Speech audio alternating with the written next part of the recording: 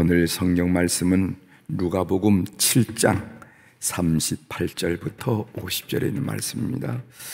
누가복음 7장 38절부터 50절에 있는 말씀.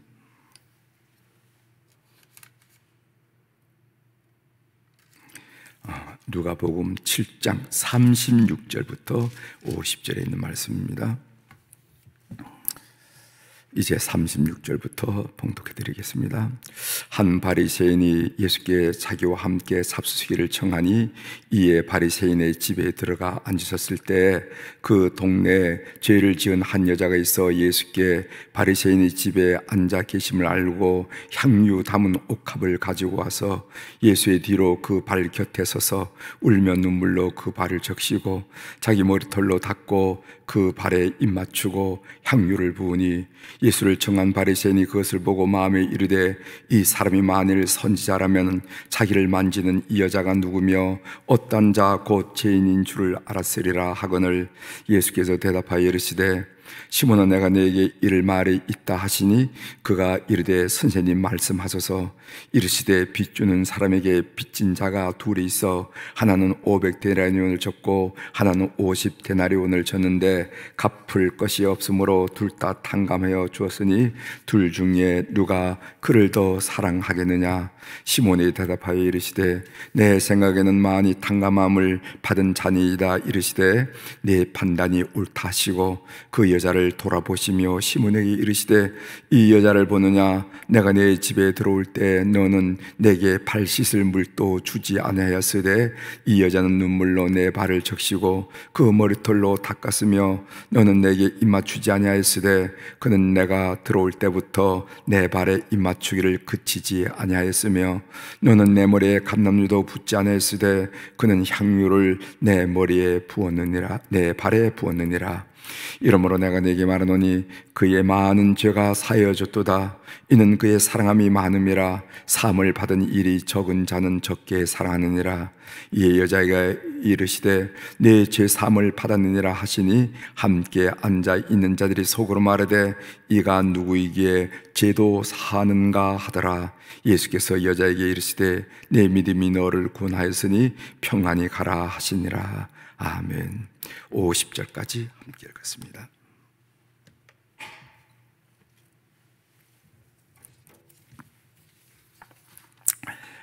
오늘 우리가 읽은 누가복음 7장 36절부터 50절에 있는 말씀을 중심으로 주제를 향유 옥합을 깨뜨린 여인의 믿음이 불었습니다. 이런 주제로 같이 좀 은혜를 나누고자 합니다. 향유 옥합을 깨뜨린 여인의 믿음이 불었습니다. 예수님을 만난 사람의 가장 중요한 표시가 무엇입니까? 저 사람 예수님을 만났구나. 저 사람을 예수님을 인격적으로 만난 것 같아 라고 할 때 예수님을 만난 사람의 가장 중요한 표시가 무엇인가 하면은 그것은 중심 이동이 되더라는 거예요. 이제까지 자기 중심, 세상 중심에 살던 사람이 하나님 중심, 예수 그리스도 중심으로 중심 이동이 되더라는 거예요. 물론 이런 중심 이동이 한순간에 완성되는 것은 아니지만은 그 중심 이동이 삶에서 가끔씩 때때로 나타나는 것을 우리가 보게 됩니다. 왜냐하면 그 중심 이동이 생각의 변화를 일으키고 그리고 삶의 변화를 가져오기 때문에 그렇습니다. 옛날에는 늘 이렇게 나 중심이었고 나는 손해를 보고는 도저히 견디지 못하고 그랬는데 이 중심 이동이 예수 그리스도에게로 하나님께로 갔기 때문에 예전에는 도저히 기대하지 못할 그런 손해도 그런 희생도 헌신도 감당하면서 삶을 살아가는 것을 우리가 보게 된다는 것이죠. 세상의 많은 종교들과 기독교의 다른 점 중에 하나는 무엇인가 하면은 기독교는 하나님과의 친밀함을 강조한다는 것입니다. 하나님과의 친밀함. 그래서 여러분들이 공부하고 있는 헌신 제자 양육의 2부 그 12가의 그 주제가 뭐냐면은 하나님의 친밀함이나 마찬가지예요. 우리가 신앙생활을 하면서 더더구나 선교를 운운하면서 하나님과의 친밀함이 없다면 그것은 말도 안 된다는 거예요. 그래서 사람들에게 하나님의 친밀감을 갖지 못한 사람이 우리가 복음을 전한다거나 선교를 운운하게 되면은 야, 너나 잘해, 이렇게 된다는 거죠. 하나님과의 친밀함을 우리 기독교는 강조한다는 겁니다. 그래서 여러분들이 이 날씨에도 피곤함을 극복하고 차가운 날씨를 극복하고 이 새벽에 나와서 말씀을 듣고 하나님과 교제를 나눈다, 이것도 친밀함의 상징이에요. 친밀함을 추구하기 때문에 이런 짓을 한다는 겁니다. 다른 종교에서는요, 친밀함 그거 중요하지도 않고 그리고 강조하지도 않아요. 예를 들어서 우리 민족의 그 토속 신앙 중에 삼신 할머니라는 게 있어요. 여러분 들어보셨죠? 어렸을 때 삼신 할머니. 이 삼신 할머니 씨는 어떤 존재인가 하면은 우리가 믿기를 옥황상제의 명을 받아서 아이의 출산 그리고 수명 그리고 질병을 관장하는 신을 삼신 할머니 이렇게 얘기해요. 그래서 할머니들이 이렇게 기도를 드립니다. 비나이다, 비나이다. 우리 며느리에게 떡두꺼비 같은 아들 하나만 점지해 주십시오 하고 정한수를 뜯어놓고 이 새벽 5시 인시에 난 비나이다, 비나이다 하면서 그렇게 애쓰는 할머니들의 모습을 여러분들이 생각할 수 있잖아요. 우리 할머니들은 달라고는 기도했지만은 사랑한다고는 고백할 수가 없어요. 사랑한다. 우리 할머니들이 정한수를 뜯어놓고 새벽에 그 미명에 북극 칠성을 바라보면서 비나이다, 비나이다, 이런 말은 할 수 있을지 몰라도 사랑합니다, 사랑합니다, 이런 고백을 하지 못해요. 그러나 기독교는 다릅니다. 여러분들이 가끔씩 부르는 빛이 없어도 하는 그 복음성가에 봐도 주여 꽃처럼 향기 나는 나의 생활이 아니어도 나는 당신이 좋을 수밖에 없어요. 주 예수 나의 당신이요 하면서 사랑을 고백하는 사랑을. 그래서 신앙생활이라는 게 무엇인가? 하나님에 대한 지식이라든가 하나님에 대한 의례가 아니라 그것은 하나님과의 친밀함이다. 이거 여러분들 꼭 기억하셔야 됩니다. 하나님과의 친밀함이 중요하다는 거. 신앙생활이라는 것은 하나님은 이런 분이래 라고 지식을 습득하는 것을 말하는 것도 아니고 때가 되면은 무슨 이렇게 와서 뭐 예배를 드리고 이런 의식 또는 의례를 수행하는 것이 아니라 하나님과의 친밀함을 갖는 것, 이것이 바로 신앙생활이라 하는 것을 여러분들이 아실 필요가 있습니다. 오늘 본문은 예수님의 발에 향유 옥합을 깨뜨려 드린 그 내용인데, 여인의 내용인데, 이 향유를 분 이야기는 다른 복음서에도 다 나와요. 예를 들어서 마태복음 26장 6절부터 13절, 마가복음 14장 3절부터 9절, 요한복음 12장 1절부터 8절에 다 나오는데, 다른 복음서는요, 예수님의 죽음, 장례와 연관해서, 장례와 관련지어서 이 향유 옥합을 깨뜨려 드린 그 여인의 이야기를 풀어나가는 것을 보게 됩니다. 그런데 오늘 우리가 읽은 누가복음에는요, 다른 데는 예수님의 장례를 준비한다, 예수님의 죽음과 연관되어서 이 향유 옥합을 깨뜨린 이야기를 풀어갔다면 누가복음에는요, 죄의 용서와 관련해서 이 말씀을 풀어나가는 것을 보게 됩니다. 그래서 오늘 본문을 읽어보면, 찬찬히 읽어보면 죄라는 단어가 계속 나오는 것을 보게 됩니다. 37절에도 나오고 39절에도 나오고 47절에도 나오고 48절, 49절 이렇게 해서 죄와 관련해서 말씀을 풀어나가는 것을 보게 됩니다. 인간 영혼에게는요, 뭔가 채워야 할 빈 공간이 있다는 것입니다. 가진 사람도 빈 공간이 있고, 가지지 못한 사람도 빈 공간이 있고, 많이 배운 사람에게도 빈 공간이 있고, 그렇게 많이 배우지 못한 사람에게도 빈 공간, 인간에게는. 그 빈 공간 때문에 인간은 삶을 살면서 공허감을 느끼고 허전함을 느끼고 허무감을 느끼는 것이 우리 인간이에요. 세상에 어떤 동물도 삶을 살면서 공허하다, 허무하다 이런 얘기를 하지 않아요. 오직 인간만큼은 허무란 이야기를 알고 공허란 단어를 알고 허전하다라는 단어를 알고 삶을 살아갑니다. 죄란 무엇인가? 죄란 것은 그 빈 공간을, 영혼의 빈 공간을 하나님 아닌 다른 것으로 채우려고 시도할 때 죄라는 것이 발생한다는 겁니다. 예를 들어서 그 공간에 이성으로 채우려고 할 때, 아니면 명예로 채우려고 할 때, 돈으로 채우려고 할 때, 지위로 채우려 할 때, 그럴 때 그 사람의 삶은 죄와 관련이 있게 된다는 거예요. 오늘 본문에 나오는 여인은 아마 그 빈 공간을 남성으로 채우려고 하지 않았는가 라는 그런 생각을 하고 되고, 남성으로 채우려 하다가 죄인이라 하는 그런 딱지가 붙은 여인이 바로 이 본문에 나오는 여인이라 이렇게 보여집니다. 우리 한번 37절 보겠습니다. 37절. 그 동네에 죄를 지은 한 여자가 있어 예수께서 바리새인의 집에 앉아 계심을 알고 향유 담은 옥합을 가지고 와서, 이렇게 됐어요. 여기 보면 죄를 지은 한 여자라, 죄를 지은 한 여자라 하는 그런 표현이 있는데, 그 당시, 그 예수님 당시 죄인이라고 일컬어지는 사람은 세 종류입니다. 저 사람은 죄인이야 라고 보통 입에 회자가 되는 그런 대상이 세 종류. 하나는 뭐냐면 창녀.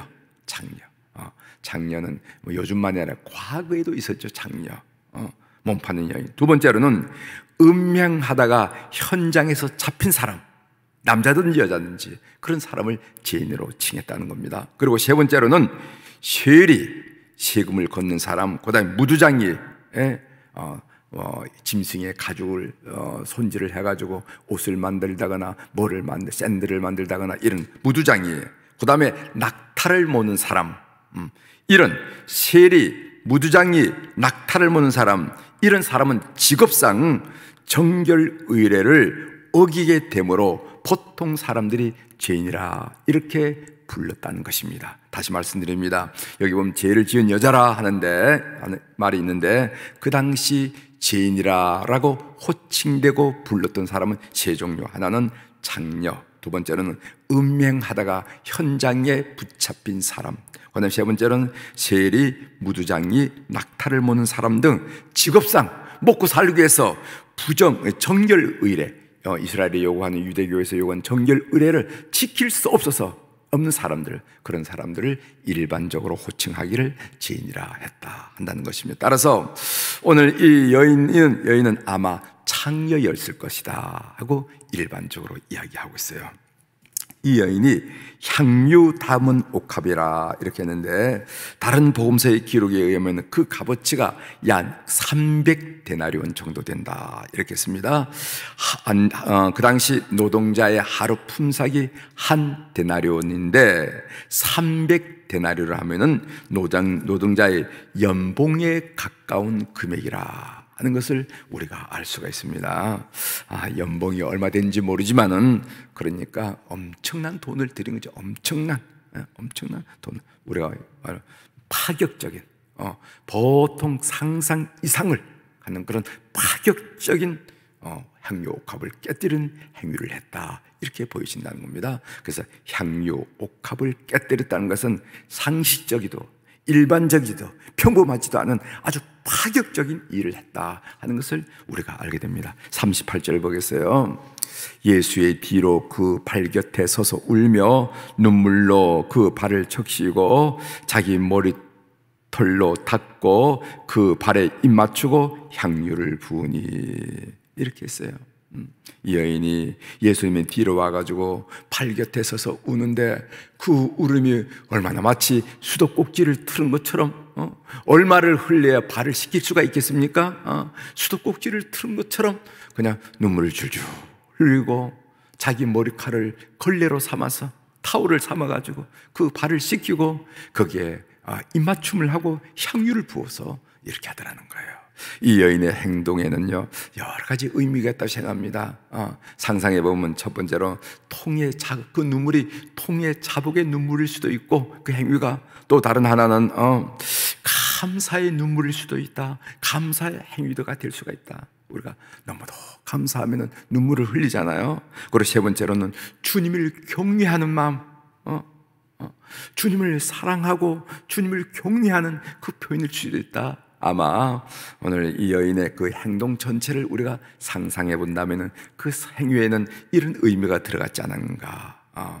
통의 자복의 의미도 있을 것이고, 아니면 감사하는 의미도 있을 것이고, 아니면은 주님을 경외하고 사랑하는 그런 의미도 있으리라, 이렇게 얘기합니다. 한마디로 주님의 사랑에 대한 보답, 이런 행위가 그 행위라고 이렇게 말을 지을 수 있지 않겠는가 생각합니다.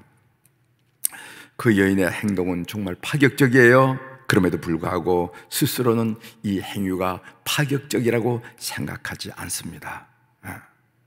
하나님의 사랑에 비하면은요 아무리 들여도 늘 아쉬움을 느끼는, 좀 인생을 살면서 좀 더 흡족하게 제대로 좀 주님을 섬기고 싶은데 늘 이런 마음을 가진 그런 행동을 이 여인이 했다 하는 것을 우리가 알게 됩니다. 어제 본문을 묵상하면서 나도 이렇게 예수님을 사랑하는 믿음을 갖고 싶다라는 그런 생각이 들더라고요. 본문을 묵상하면서 나도 이렇게 이 여인처럼 예수님을 사랑하는 믿음을 갖고 싶다. 아무리 들여도 늘 아쉬움을 느끼는 그런 사랑을 하고 싶고, 자신의 베스트 중에 베스트를 다 들여도 늘 모자람을 느끼는 그런 사랑을 하고 싶다. 나의 최선을 드리는 거예요. 그래도 늘 아쉽고 늘 모자람을 느끼는 그런 사랑을 하고 싶다. 그러면서 좀 뒤돌아보니까 저에게도 그런 사랑의 시절이 있었어요. 사랑의 시절. 그때는 우리 찬송가 323장 부름받아 나선 이 몸을 부르면서 우리 주님께 사랑을 고백하고 헌신을 다짐했던 그런 시절이었습니다. 모든 것을 다 드리고 싶은, 여러분 부름받아 나선 이 몸, 그 2절에 이런 고백이 나와요. 아골골짝 빈들에도 복음 들고 가오리다. 소돔 같은 거리에도 사랑 안고 찾아가서 종의 몸에 지닌 것도 아낌없이 드리리다. 종의 몸에 지닌 것도 아낌없이 드리리다. 이 찬송을 무슨 눈치 보면서 부른 것이 아니라 정말 그러고 싶어서, 정말 그런 삶을 살고 싶어서, 정말 그렇게 살게 해달라고 하는 그런 염원과 그런 결단으로 참 많이 불렀습니다. 이건 그냥 찬송가 323장 부릅시다 해가지고 그냥 생각 없이 부른 게 아니라 정말 내 삶을 아낌없이 드리고 싶어서 이렇게 불렀던 그런 시절이 있었습니다. 그리고 또 돌아보니까 정말 그렇게 내가 찬송을 불렀는데 그렇게 살았는가 좀 생각해 봤어요. 그런데 제가 하나님 앞에 또 여러 교우들 앞에 얘기할 수 있는 것은요, 어떤 헌신을 할 때 제일 처음에 주는 마음 있잖아요, 그죠? 여러분들이 뭐를 한다, 제일 처음에 주는 마음에.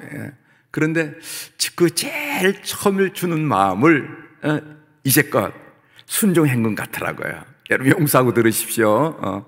하나님께서 저에게 제일 처음 주는 마음은 항상 순종하고, 나에게 제일 처음 주는 마음을 우리 집사람에게, 아내에게 얘기하면은 뭐라고 하냐면 다 응하고, 내게 무슨 가졌든 안 가졌든 그 상관하지 않고, 있던 어떤 상하지 않고 하나님께서 나에게 처음 주는 그 성령의 생각은 늘 순종해왔던 삶이 아니겠는가 하는 그런 생각도 들었습니다. 여러분, 은혜가 없으면은요 신앙 생활을 하면서 피해 의식에 사로잡힐 수가 있어요. 교회 봉사를 하거나 무슨 선교의 활동을 하거나 속교 활동을 하거나 또 헌금을 드리거나 아니면 교회 무슨 청소를 하거나 아무튼 어떤 경우든지 간에 이 신앙 생활을 하면서 피해 의식에 사로잡힐 수가 있어요. 피해 의식에. 뭐 이런 거죠. 내가 얼마나 바쁜 사람인데 내가 이 시간에 교회 와서 이렇게 시간을 보내서 될까? 뭐 이런 생각이 드는 거예요. 또 내가 누군데 저런 사람들한테 고개를 숙여야 할까? 무슨 속회를 인도하고 아니면 선교회를 인도하려고 그러면 회원들에 대해서 또 나오라고 이야기도 하고 부탁도 하고 고개를 숙이는데 나도 배울 만큼 배운 사람인데 내가 왜 저렇게 고개를 숙여야 되는가? 이런 생각이 들 수가 있습니다. 그리고 또 내가 애쓰고 밤잠 안 자고 힘들게 버는 돈인데 내가 왜 헌금을 해?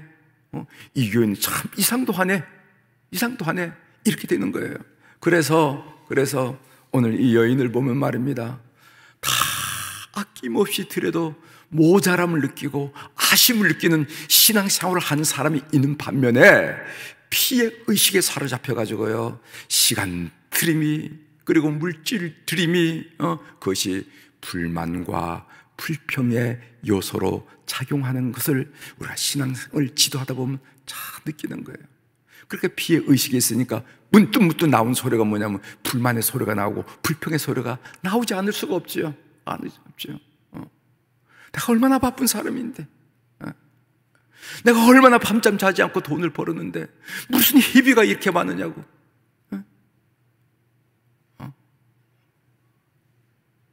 나도 배운 만큼 배우고 사회생활 한 번 갔는데 내가 왜 저 사람한테 이렇게 굽신거리면서 아쉬운 소리 하느냐고. 이게 다 피해의식에서 오는 거거든요. 피해의식. 그래서 피해의식에 사로잡히면 어떻게 되냐면은 어떤 불만이 나오고 불평이 자연스럽게 나오게 됩니다. 그러니 이런 불만과 불평이 나오게 된 이유가 뭐냐 하면은요, 하나님의 은혜에 대한, 하나님의 사랑에 대한 그 감동, 그 감격을 우리가 잊어버렸기 때문에 그런 거예요. 그래서 우리가 교회를 봉사하고 사역을 할 때 제일 중요한 게 뭐냐면은 하나님의 은혜입니다.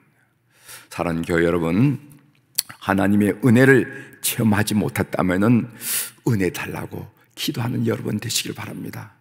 아무리 오늘 읽은 누가복음 7장에 있는 말씀, 이 여인을 읽어보면 도저히 이해가 안 가. 난 이 여인이 도저히 이해 안 가. 뭐 성경의 대부분의 얘기도 이해가 안 가지만 난 이 여인의 행태는 정말 이해할 수 없어 라는 그런 생각이 든다고 그런다면은, 여러분, 하나님, 이 여인이 경험했던 은혜, 이 여인이 경험했던 사랑, 나도 경험하면서 신앙생활을 하게 해달라고 간곡하게 하나님께 구하십시오. 그러면 하나님께서 응답해 주십니다. 그리고 여러분들이 과거에 하나님의 은혜를 체험했지만은 그 첫 은혜를 상실했다거나 첫 사랑을 상실했다거나 첫 믿음을 상실했다면 하나님 회복해 주십시오. 지금 저가 옛날 모습이 아닙니다. 왜 저가 이렇게 불평을 합니까? 왜 이렇게 불만을 갖습니까? 이건 저의 모습이 아닙니다. 저의 모습이 아니에요 하면서 하나님께 옛날의 은혜를 체험했던 첫사랑을, 첫 믿음을, 첫 은혜를, 첫 기쁨을 회복하게 해달라고 여러분 회복을 위해서 기도하는 여러분이 되시길 바랍니다. 그래서 이 여인처럼 주님을 감동시키는 신앙생활을 꼭 한 여러분들이 되시기를 바랍니다. 주님이 책임져 주시는데요, 뭐가 문제겠습니까? 저는 옥합을 깨뜨린 여인이 참 부럽더라고요. 그런 믿음을 갖고 싶었습니다. 오늘 이런 믿음으로 여러분들 생애를 사는 교우들이 되기를 주의 이름으로 축원합니다. 기도하시겠습니다.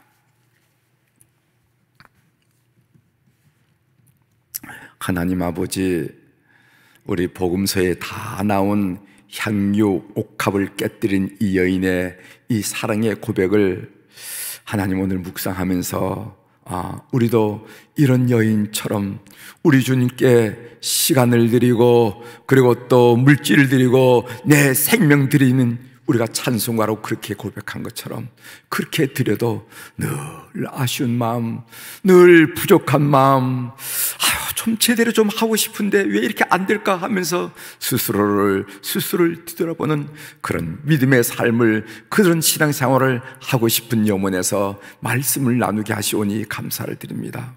오늘 이 새벽에 나온 우리 모든 교우들, 하나님, 이 누가복음에 나오는 이 여인의 이 이야기가 도저히 이해가 안 된다면은 하나님 나에게 은혜를 경험하게 해달라고, 하나님의 사랑을 경험하게 해달라고, 제 용서함 사죄함의 은총을 경험하게 해달라고 기도하게 하시고, 우리가 예전에 그런 믿음, 그런 첫사랑, 첫 믿음, 첫 기쁨, 첫 은혜를 우리가 지금 상실하고 있다면은 그 첫 믿음을 회복시켜 달라고 하나님께 기도하면서 우리 남은 여생의 신앙생활이 이런 기쁨의, 이런 은혜의 생활이 될 수 있도록 은총을 베풀어 주옵소서. 늘 주님을 묵상할 때마다 감격과 감동과 감탄이 넘쳐나서 그 입술에는 찬양이, 그리고 그 마음에는 감격이, 그 얼굴에는 환한 감사의 꽃이 늘 피어 살아가는 저들의 삶이 될 수 있도록, 멋진 신앙생활을 할 수 있도록 저들의 삶을 붙들어 주시옵소서. 오늘 또 우리 사랑 교우들이 주님 앞에 1000번째 헌금을 올려드렸습니다. 솔로몬의 본을 받아서, 그리고 또 1000번째 경험이 있어서, 은혜의 경험이 있어서, 하나님이 받은 축복이 있어서 이 일을 감당하는 모든 교우들의 그 이름들, 그 사연들 주님께서 통촉하시고 하감하심으로 우리 하나님의 은혜가 얼마나 풍성한지 삶을 통하여 다시 한번 경험하는 계기가 있도록 이 헌금을 주께서 연락하여 주시옵소서.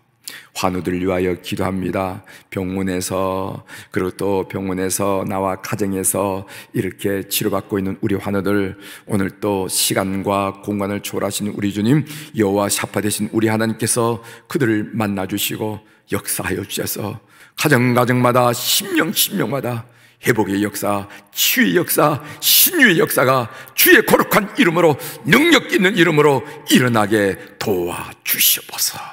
그 영혼을 만나주심으로 말미암아 어려운 환경이지만은 주님의 사랑을 고백하며 주의 사랑에 만족하게 도와주시고, 그들 심령 속에 불안과 초조와 염려와 걱정과 두려움이 아니라 이제는 평안과 감사와 기쁨과 행복이 충만하게 도와주시고, 그들이 육체 동안 가장 가는 피필줄, 그리고 가장 작은 세포율까지 주께서 거룩한 은혜를 베풀어 주시고 치료의 광선을 비춰주셔서 회복의 놀란 역사가 일어날 수 있도록 은혜를 베풀어 주옵소서. 하나님, 오늘 이 새벽에도 우리 안나 여선교회, 우리 모세 남선교를 비롯한 우리 어른들을 위하여 축복하며 기도하게 하시오니 감사합니다. 그 무엇보다도 믿음의 열매를 그들의 생전에 보여주시옵소서. 그래서 그들 자녀 속에서 믿음의 열매가 얼마나 탐스럽게 열리는지, 그네의 손자들 속에서 얼마나 믿음의 결과가 아름답게 꽃피고 있는지, 열매가 생기는지 보면서 우리 하나님은 진정으로 여부가 없는 분, 확실한 분, 약속을 지키는 신실한 분, 날마다 새롭게 역사하신 분임을 고백하면서 하나님 살아가는 어른들이 다 될 수 있도록 우리 하나님 인도하여 주시옵소서. 우리의 자녀들을 주님 앞에 올려드립니다. 그 이름들을 주님 앞에 고하오니 이제까지 붙드신 하나님, 오늘 또 장래도 역사해 주셔서 영광 받아 주시옵소서. 오늘 또 하늘의 주권과 땅의 주권을 가진 존귀하시고 능력 있는 우리 주님의 이름으로 이 새벽에 선포합니다. 내 영혼이 잘된 같이 범사가 잘되고 강건한 축복을 이 새벽에 주님 사랑하게, 주님과 친밀한 관계를 갖기를 소원하면서 주 앞에 나온 우리 모든 교우들이 한날을 살면서 누리게 도와주시옵소서. 감사드리며 예수님의 이름으로 축복하며 기도 올려옵나이다. 아멘.